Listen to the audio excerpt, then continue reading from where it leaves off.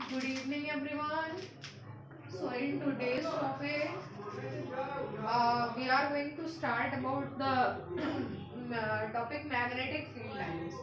तो जैसा आपको पता है कि आपका जो चैप्टर है वो चल रहा है magnetic effect of electric current. Magnetic effect of electric current. और इस चैप्टर में आपने जो टॉपिक्स स्टडी कर रखे हैं उसमें मैग्नेट, इट्स टाइप्स, उससे पहले oysters experiment, magnetic field lines और मैग्नेटिक फील्ड लाइंस की प्रॉपर्टीज। अब जो आपका नेक्स्ट टॉपिक आ रहा है वो ये है कि magnetic field around a straight current carrying conductor.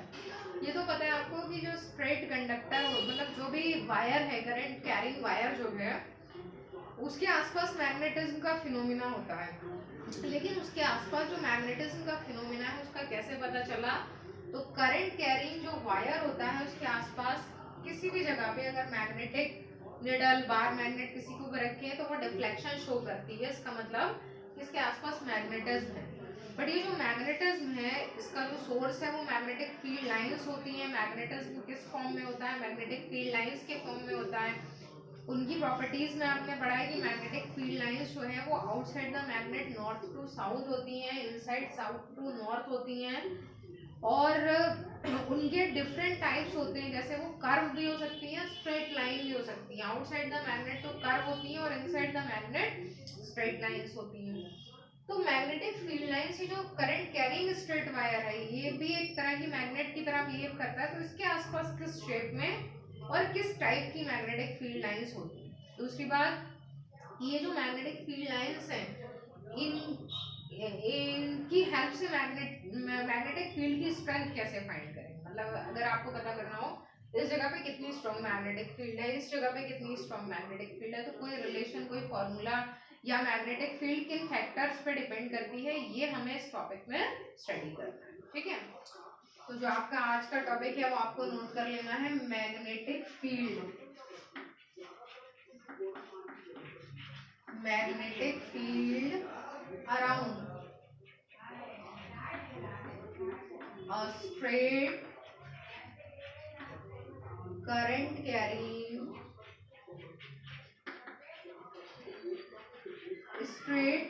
carrying conductor.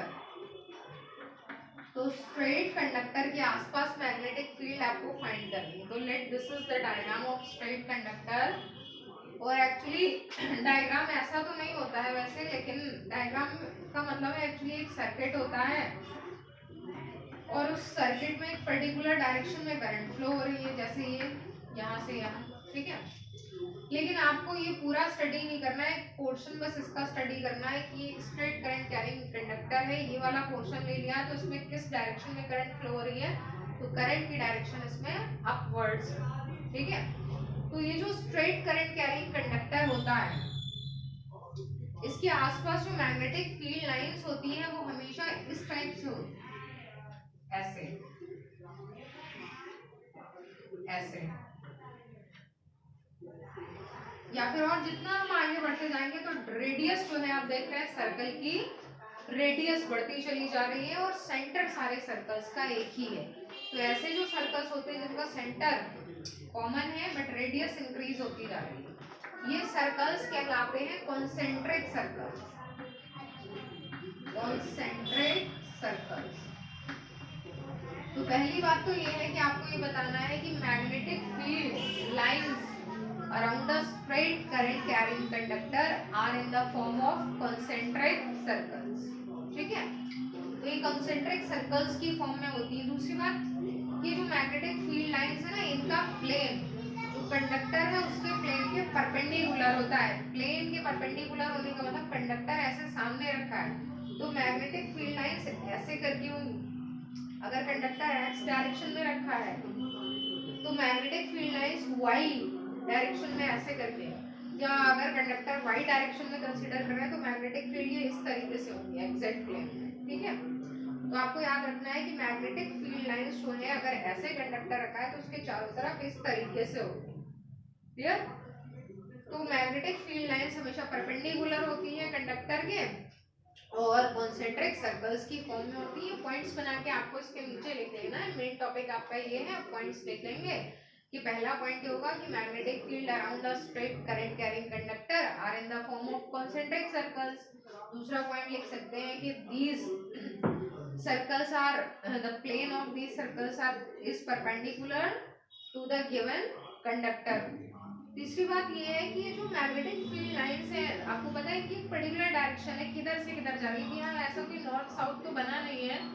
जो कंडक्टर है उसका नॉर्थ साउथ, बार मैग्नेट होती तो नॉर्थ साउथ बता सकते थे किस डायरेक्शन में है। यहाँ पर कैसे बताएंगे, यहाँ पे करंट की डायरेक्शन के अकॉर्डिंग मैग्नेटिक फील्ड के सर्कल्स के डायरेक्शन बताते हैं। तो सर्कल्स ड्रॉ दो तरीके से किए जाते हैं, या तो सर्कल जो है क्लॉकवाइज होगा या फिर एंटी क्लॉकवाइज होगा। तो यहाँ पर करंट अगर वायर में कैसी है, अपवर्ड्स, ठीक है, वायर में करंट अपवर्ड्स है, तो मैग्नेटिक फील्ड लाइंस के सर्कल्स जो है वो हमेशा एंटी क्लॉकवाइज होते हैं। ठीक है, देखिए ये एंटी क्लॉकवाइज। इसी तरीके से बाकी सारे अगर हम दिखाएं तो ये इस तरीके से आ, ठीक है, अगर ऐसे करके हमने ये कंडक्टर माना है तो ऐसे करके घूम रहा है। अगर करंट ऊपर जा रही तो ऐसे, और करंट नीचे जा रही तो उल्टा केस होगा। अगर करंट नीचे है, वायर में डाउनवर्ड्स है, तो सर्कल्स जो है वो कैसे होंगे, क्लॉकवाइज। ये बड़ा इंपॉर्टेंट मतलब कॉन्सेप्ट है, आगे जाकर आपको इसके क्वेश्चंस मिलेंगे तो समझ में आएगा कि इसका क्या रोल है, यहाँ पर इन चीजों का क्या मतलब है। तो तीसरा पॉइंट आप क्या बनाने जा रहे हैं कि if the current in the wire is upwards then magnetic field lines are the circles of magnetic field lines are anti-clockwise, or if the current is downwards then magnetic field lines are clockwise। तो clockwise anti clockwise पता करने के लिए एक rule भी बनाया गया बाद में, और उसका नाम है right hand thumb rule. Right hand thumb rule को ऐसे करके राइट हैंड रूल, आगे जाके आपको ये भी लिखना है। डायरेक्शन पता करने के लिए यहाँ बहुत सारे रूल्स हैं। अगर आपने अपने राइट हैंड को ऐसे करके रखा, ठीक है, अगर आप अपने राइट हैंड को ऐसे रख रहे हैं कि जो आपका थंब है वो अपवर्ड्स है, थंब की डायरेक्शन कैसी है, अपवर्ड्स, अपने सामने ऐसे करके रखेंगे तो आपको अपनी फिंगर्स की डायरेक्शन दिखाई देगी कि फिंगर्स पीछे से शुरू होकर आगे खत्म हो रही है। ठीक है, रखना कैसे, अपने सामने रखना है राइट हैंड, तो फिंगर्स पीछे से शुरू होकर आगे खत्म हो रही है, पीछे से आगे वाली जो डायरेक्शन है वो एंटी क्लॉकवाइज होती है।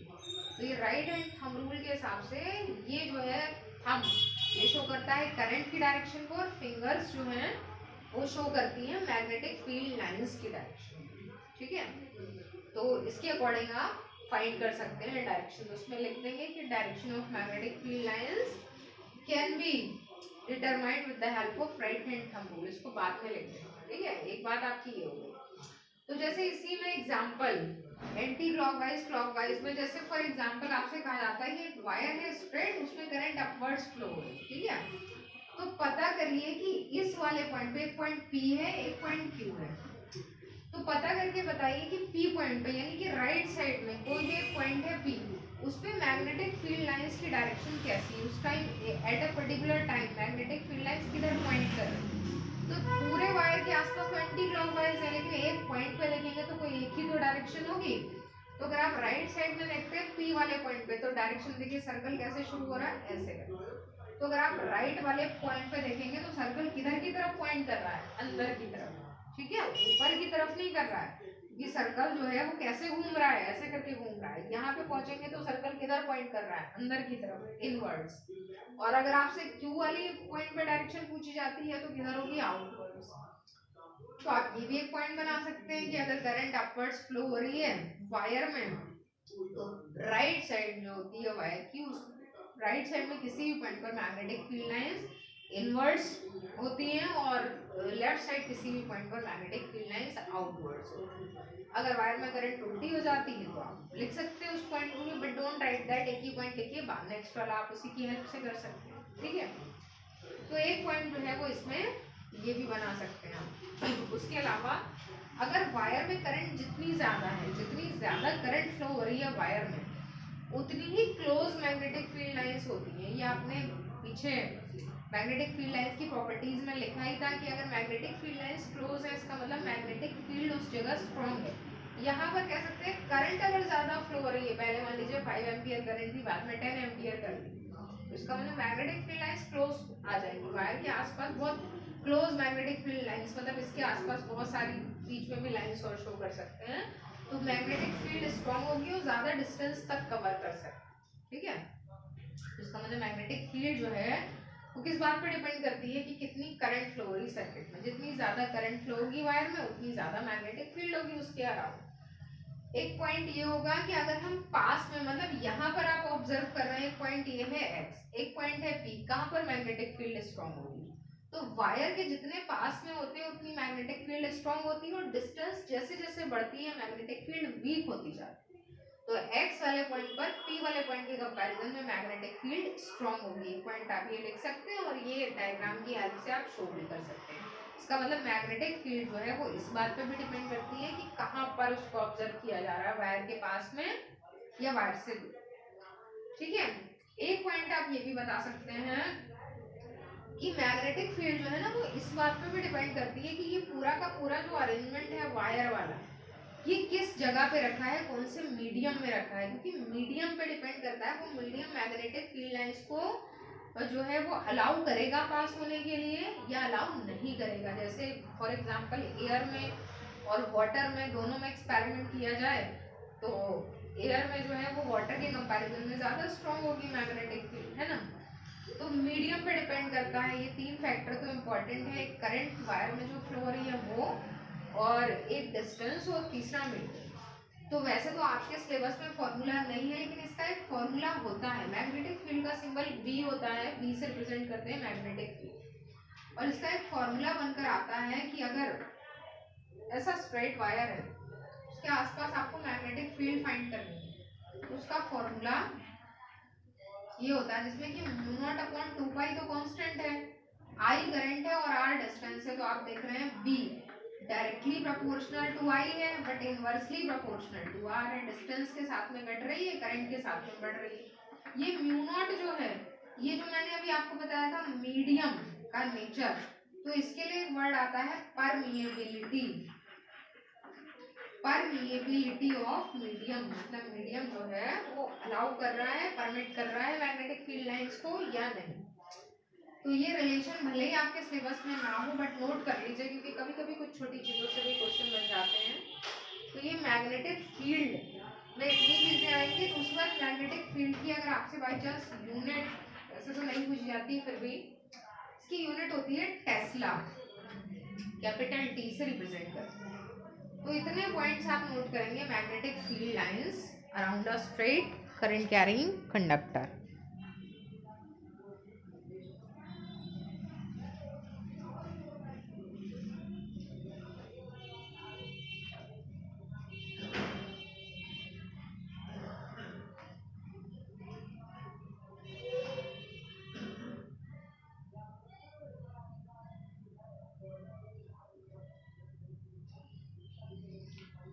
फिर क्लास इसी में आता है आपका जो मैं अभी बता रही थी राइट हैंड थंब रूल। इसके बाद आप आगे यहाँ पर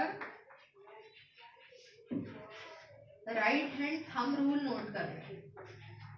राइट हैंड थंब रूल में आप एक डायग्राम बनाएंगे, वो डायग्राम ऐसा होगा कि इसमें आपको ये दिखाना होगा कि एक डायरेक्शन जो है वो करंट की है आई, जैसे ये बनाया था इसी के अकॉर्डिंग भी लिख सकते हैं। राइट हैंड थंब रूल में आप चाहो तो ये ऐसे वाला डायग्राम भी बना सकते हैं जिसमें राइट हैंड शो कर रहा है, थंब शो कर रहा है और साथ में कर्ल्ड फिंगर्स, ये वाला डायग्राम वो वाला डायग्राम दोनों इक्विवेलेंट है।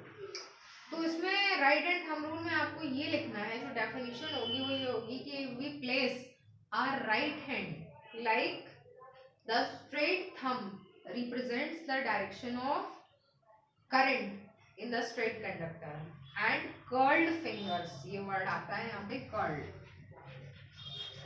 Fingers, then curled fingers will represent the direction of magnetic field lines around the conductor.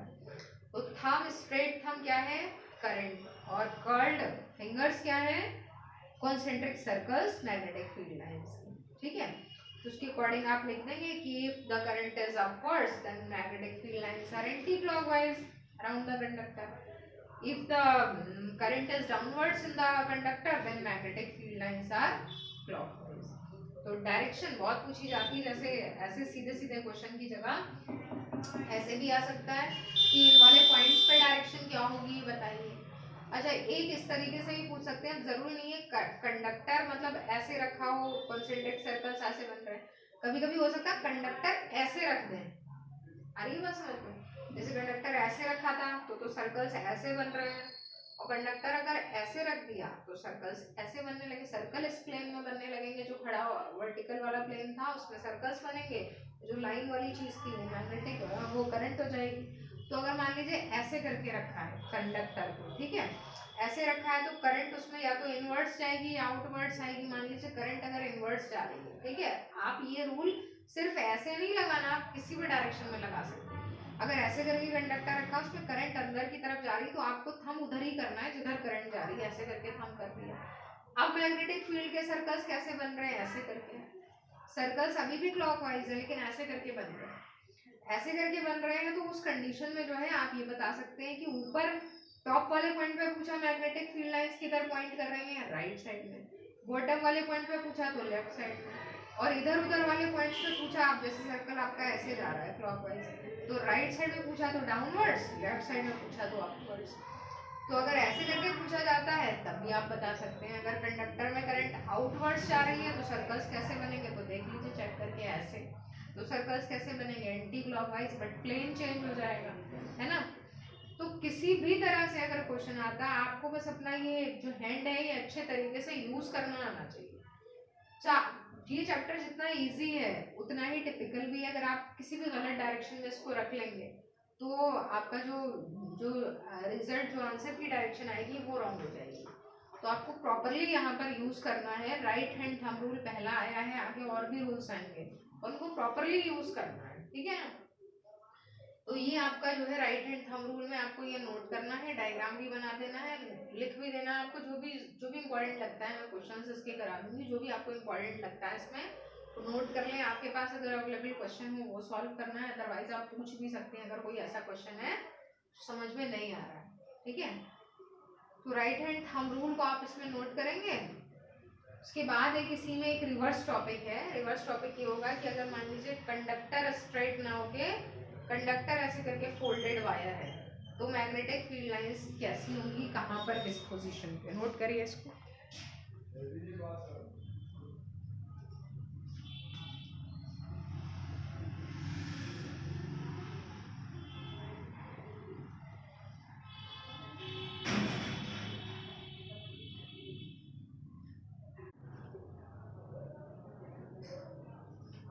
तो इसके बाद जो मैं अभी आपको रिवर्स टॉपिक बता रही थी तो यहाँ तक कर लिया है। अगर आपने नोट ये रिलेशंस वगैरह लिख रखे हैं तो हम आते हैं एक और न्यू टॉपिक पर जो टॉपिक होगा आपका मैग्नेटिक फील्ड। मैग्नेटिक फील्ड या फिर चलिए जो मेन टॉपिक है वही नोट कर लीजिएगा, magnetic field at the centre of a circular current carrying loop, ठीक है। जो टॉपिक है मैं नोट कर दे रही हूँ यहाँ पर। सर्कुलर लूप, करंट का एक लूप बना है, सर्कुलर है, और सर्कुलर लूप में बाहर मैग्नेटिक फील्ड नहीं फाइंड करनी है, स्ट्रेट कंडक्टर के तो बाहर करनी थी, सर्कल के सेंटर पे करनी है magnetic field at the centre of a circular current carrying loop।